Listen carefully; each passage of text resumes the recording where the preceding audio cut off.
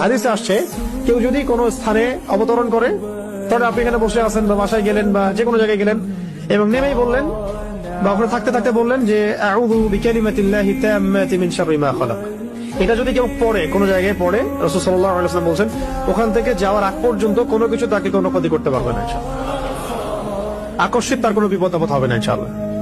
ঠিক আছে, এই দোয়াটা মুখস্থ করবেন, আউযু বিকালিমাতিল্লাহি তাম্মাতি মিন শাররি মা খালাক। আউযু বিকালিমাতিল্লাহি তাম্মাতি মিন শাররি মা খালাক। অনেক স্ট্রং একটা দোয়া, সকালে 3 বার পড়তে পারেন, সন্ধ্যায় 3 বার পড়তে পারেন, এছাড়াও যখন ইচ্ছা তখন পড়তে পারেন।